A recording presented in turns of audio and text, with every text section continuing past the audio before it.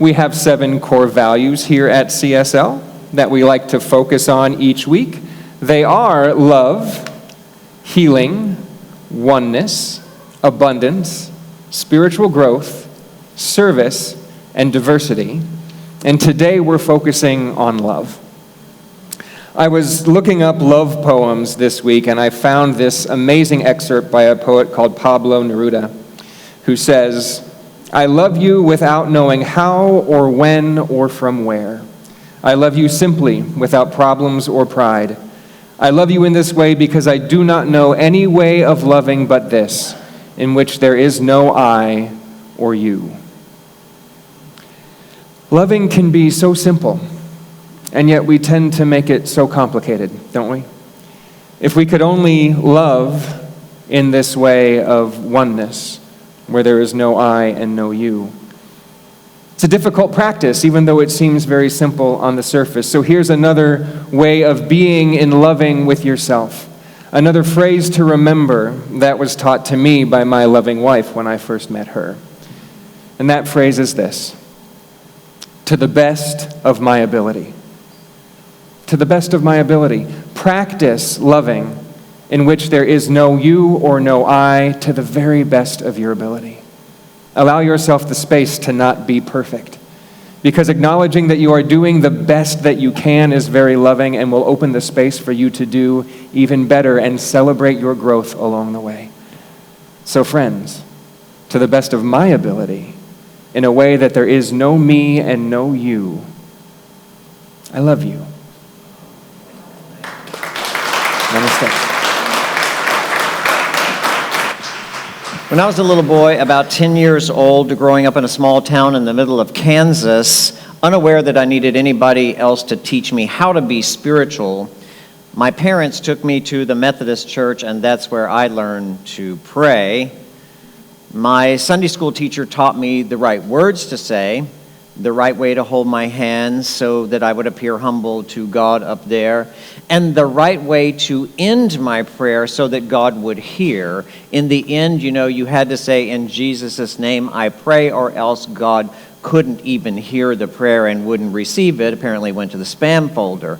So that's what I was told. And like all kids who want to please their parents and teachers, I paid very close attention. I wanted to get it right, and not just because I wanted everybody to be happy with me. I actually had an ulterior motive.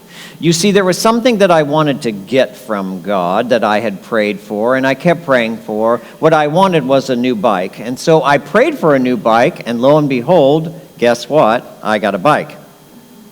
Sometimes I would lay awake in my bedroom at night as a young boy, and I would hear my parents in their room arguing and fighting.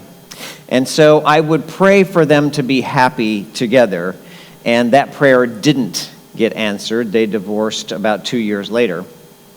But of course, most of all, my biggest prayer, the one that I begged and bartered for the most, the one that I prayed over and over and over again as a child was, "God, please make me normal like all the other boys." And clearly that prayer didn't get answered either. I mean, look at this outfit. Do I look normal to you?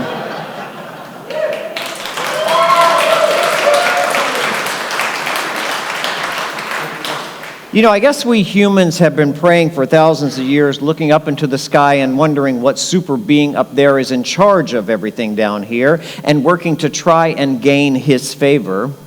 Of course, in more primitive days, we would make animal sacrifices. They'd bring fatted calves and lambs to the altar, and they would burn them and cook them up, thinking that God would be pleased with the smell, because, he could smell all the stuff that's being cooked down there. And I mean, why not? Every guy likes a good barbecue, so it made sense. The thing is, if you're going to find out why some prayers get answered and others don't, you have to dig a little bit deeper into understanding not just how you pray, but to who or what you pray to. What kind of God do you believe in? That's the question that has to be answered first. That's where we all have to start. 100 years ago, A century ago, the founder of our teaching, Dr. Ernest Holmes, wrote this. He said, "We wish to discover what to believe in, why we believe in it, and why such a belief is reasonable." You know, this is the thing. This is the very thing that attracted me most to this teaching, because it doesn't ask you to believe something blindly and never question it just because the church leaders say that. Our teaching says this: we believe that you should achieve specific and measurable results from your prayer, and we want you to prove it for yourself. We want you to use the principles and the practices that we teach and determine your own results. You see, the fact is, we have a problem in our world. And if we could solve this one problem, the world would be a much kinder, more loving, and more peaceful place. You see, the problem is we are becoming very, very technologically advanced. We've made huge advances in technology in this past century. They say it won't be long now before we'll be able to build replacement limbs for our bodies that'll be activated by just our thoughts. There are robots, as we speak now, exploring the landscape on Mars. The computer technology that exists in your smartphone, the one that's in your pocket right now, is stronger and much more diligent than the NASA computers that sent Neil Armstrong to the moon in 1969. We continue to make huge technological advances as we march forward into this new century, but we keep being held back by our old theology, which hasn't been updated since the Dark Ages. And so we're technologically advanced, but spiritually retarded. And that's the problem. We never advanced in our understanding of God. And so our relationship is stunted, and we have remained spiritually ignorant. This year, our scientists say that we're going to discover numerous planets in what they call the Goldilocks zone. You know what that is? Planets that orbit their stars just far enough away to maintain life as it does on Earth as we understand it. There are about 100 billion planets in the Milky Way galaxy in our own, and maybe trillions more in the universe. Imagine what life exists out there in the universe. It's clear that we are in the midst of a vast experience, a living, breathing organism that is infinitely expanding. Okay, I'm going to get really left brain here for a minute. So, all you right brain people, go to your happy place. Think about how it'll feel later when you hug. Are you there yet? Okay, good. Do you know that the majority of the universe is made up of dark matter, but we still don't know what it is or what it does or how it's even there or how it sustains life? That time and space are intricately connected, but they're not separate things like we believed they once were. In fact, the further and faster that you travel in space, time actually bends and then it ceases to exist. Look, I know I'm starting to sound like Sheldon on The Big Bang, so I'm going to stop. But what I'm trying to impress you with here is there is a power at the helm of the universe, an infinite intelligence that created and sustains all life and governs it everywhere in the universe, but not just in the universe, in you. And that power, as our founder, Dr. Ernest Holmes, said, is a power for good. Its only desire is for the highest good to unfold.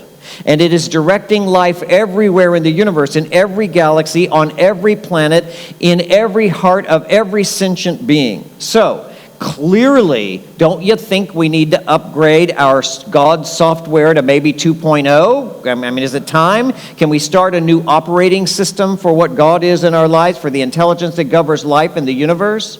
But more important than any of this universal talk, how's my hair? You like it? Oh, thank you so much. I didn't want you to get too distracted. No, the truth is I went to a new hairdresser this week. Mine had to leave town. I'm not exactly sure if that had anything to do with me, but he recommended I go to somebody new, and I went to this new woman in the salon on Thursday, and there was another woman that came in to get her hair colored while I was there, and she had on one of those boots, you know, that you have to wear if you injure yourself. And this woman, the salon was kind of quiet. No one was saying anything until she came in, and she went on and on and on and on about how much her life sucked. You know, nothing was working. She hated her husband. The kids were a nightmare. People at work were awful, and her foot was killing her. Absolutely no one in the whole salon was talking but her, but she just kept going on and on and on. No one could get a word in edgewise. She just kept regurgitating this negative venom, blah, blah, blah, blah, blah, one gripe after a complaint after another. This went on for about 10 minutes, and I'm sitting there saying nothing. In the South, they have a saying for people like this. They say, that woman ain't got no shut up. She ain't got no shut up. Finally, she left, right? Her hair was colored, she left. And my new hairdresser looks at me and she says, I am so sorry that this had to be your first experience here at the salon. She is always that way. She's a hot mess. Now, I know people like her, and I know you do too. People who, no matter what they do, can't seem to get life to work for them. And it seems like they keep hitting that same ceiling, and they can never break through it. And they can never really get to the joy and the goodness of life that their heart desires because they don't know how. They don't know they have the resources right within their own being to get them up and out of the trouble that they think they have to get stuck in. They just don't know. You see, the first thing that I always say to someone who has a complaint about their life, anybody that comes to me with a problem, a marriage that's failing, a body that's broken, a spirit that's sad or lonely, I always ask the same question: what are you praying for? And they look at me like I'm an idiot. Or they say something like, prayer? Are you kidding me? That's the last thing I would do. And why is it the last thing that you do? Because God made us as intelligent beings. We're smart. That's why. So when you're in trouble, the very first thing you do is the thing you have the most faith in. So you call the doctor, you call the lawyer, you call your best friend, and you ask them for help, and the very last thing you do is the thing that you have the least faith in. That's why people pray last, because they really don't think it's going to do any good. Look, here's the thing. I know this is going to upset some people. But CSL is not really a comfort station for your misery. It's just not. If you are down and out, we will help you up. If you are sad and lonely, we will listen to you with the greatest heart of compassion. If you come in that door with low self-esteem, we will see tremendous worth and value in you, and we will keep seeing it in you until you can see it in yourself. But we don't play here. We are very serious about healing, about getting you to a better life, a richer, fuller, more loving experience in life. So we expect you to heal, because we know how to use the power that created the universe, the infinite power that awaits your use. Don't take my word for it. You know what? There's a science to this thing, you know. The power of prayer has been scientifically proven. And if you don't believe me, you can Google it. Just Google the science of prayer. And there's not enough time in a Sunday lesson for me to give you all the case studies, but the new science that proves that prayer actually reshapes your brain is called neurotheology. Check it out and see if you can understand how the biology of your brain is literally shaped and changed by consciousness. So if you still believe there's some old man up in the sky who lives up there watching down, who's as interested in your personal likes and dislikes as you are, who cares, who really cares whether you live in Dania or Davie or sleep with Harriet or Harry or both of them, or want the Dolphins to win over the Patriots, if you think that kind of deity exists up there and you pray to that deity, I'm afraid your prayers aren't going to be very effective. And you already have enough experience to know that that's not going to work. Maybe what happened to me 40 years ago when I walked through the doors of a Center for Spiritual Living is happening to you right now. Maybe the God that you have lived with your whole life has gotten too small for you. Maybe he's too judgmental. Maybe he's too inconsistent. Maybe he's just not very helpful at all. Maybe you're outgrowing the dogma of the fearful masses, the ones out there that are saying we should live in fear of God and lie low in his presence. Why? Why should we fear a God that is love? If God is love, what is there to fear? Why should we fear our own power? Why should we be afraid of our own greatness? Haven't we been created in the image and likeness of the deity? Maybe you've been pretending to be powerless for too long, and the day has come for you to wake up and rise up. Maybe you've just accepted what other people have told you for too long, that it's now time for you to maybe start thinking for yourself. Listen to me. After spending the majority of my life studying every major religion, philosophy, and science, here's what I think. The old man in the sky must die. We need to replace him and our understanding for him as a power for good, whose intention for all of its creation, and I do mean all of it, at all times, is the unfolding of the highest possible good that you can imagine for yourself. It's time to mature and time to grow in your awareness of what God is. Get up off your knees and stop begging. Start using the power that, as Emerson says, sweeps and circles round you. Because you have been made in the image and likeness of your Creator, your nature is exactly that of God's.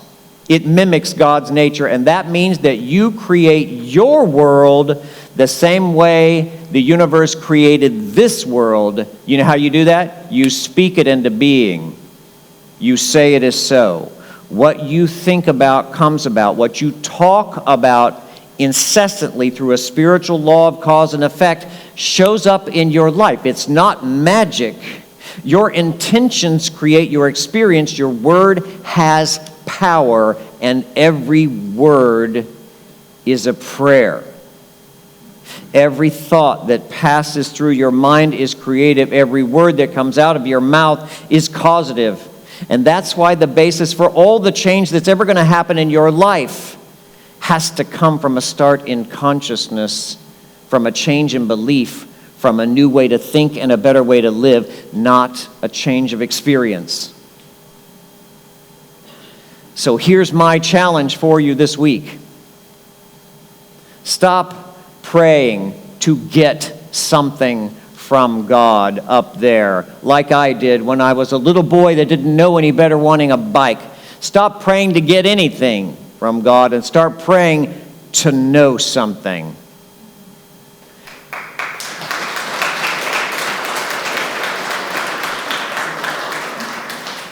Pray to know your worth. Pray to know your value. Pray to see yourself and others as God sees them, as pure and perfect expressions of its own being. Pray to know the truth, and the truth will set you free. And so ends the lesson.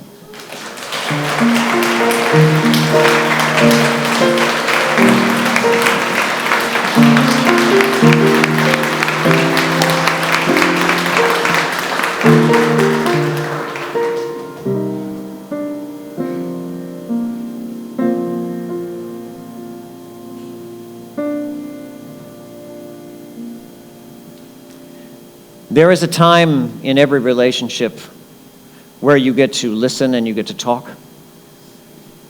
There is a time in every dance where you lead or you follow. There is a time in every relationship that you have with your Creator, with Spirit, with love itself, where you speak boldly, affirmatively, creatively, and faithfully, this is what I want created in my life. And then there's a time to sit and listen. To sit and listen for an even greater good than maybe you could have even imagined, or for the directions on which way to move, what thing to do, what thing to know to have that become true. Our spiritual practice this morning is listening. Let's close our eyes and go within.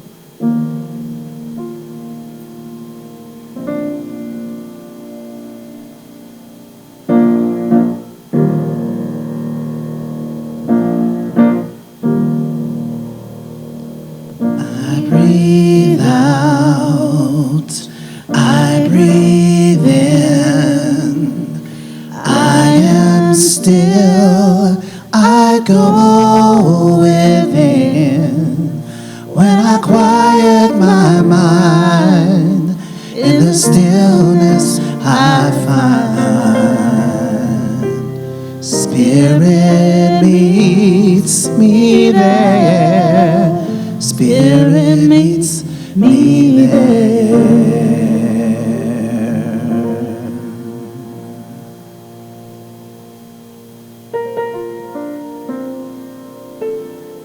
The creator of all life in the universe, the Spirit that sustains the love in your heart and the bones in your body, is not an external deity who lives on high, but an indwelling presence that activated your DNA and lives as you.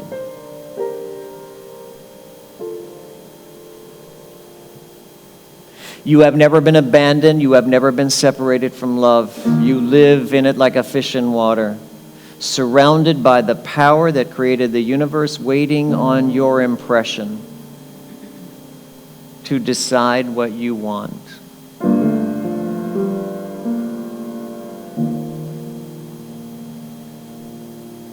You have an idea of a way in which you want to be, an idea that you passed up, turned over, not believed in, aborted, didn't think you were good enough or had enough. That idea is the seed for your greatness, awaiting your discovery of it and your faith in it. This is the way the universe creates this is the way the universe communicates with its creation. Through the ideas that rise up in your mind and the feelings that rise up in your heart. Let's be still for a minute to listen to what ideas the universe has for you. An indwelling presence. A life that has no limit. A love that has no condition. That's what you live in every day. Remember it. Use your power and let yourself be loved. That's all you have to do. And so it is.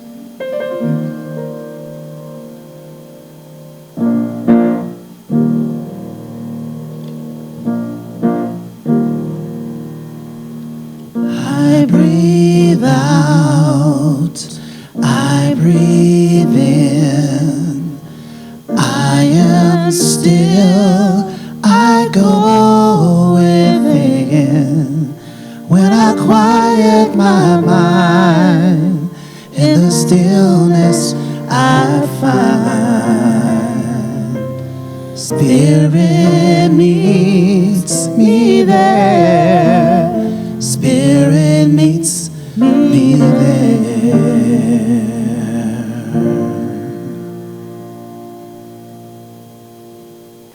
we close our service as we always do with this little affirmation card, and it is an affirmative statement for you to keep in mind this week. Let's say it aloud together, please.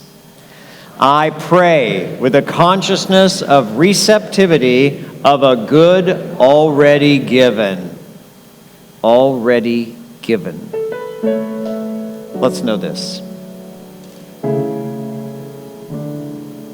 We are surrounded and immersed in a power for good. We are created in the image and likeness of wholeness, wellness, and truth. We have been created by good for good. Our lives are for the sheer pleasure and joy of the Creator to express its genius through, its love through, its peacefulness, and its joy. Let's push the reset button today and know that truth. Let's overcome our past ideas that we are here to suffer in any way. Let's let go of the struggle, the strife, the hardship, the making, the forcing, the manipulating, and the strategizing. And let's let God, the greater good, have its way with us, because it's going to in the end. Let's let ourselves be loved and let the power within us rise up to overcome any challenge we face. In its presence, we are made whole again, and so grateful for it. And so it is. We will see you again next time here at CSL and on Facebook live stream at 10:30 a.m. Eastern. Until then, namaste and namaste. Thank you for watching, and thanks for supporting CSL. If you'd like to know more about us, check us out on our website or social media. Blessings.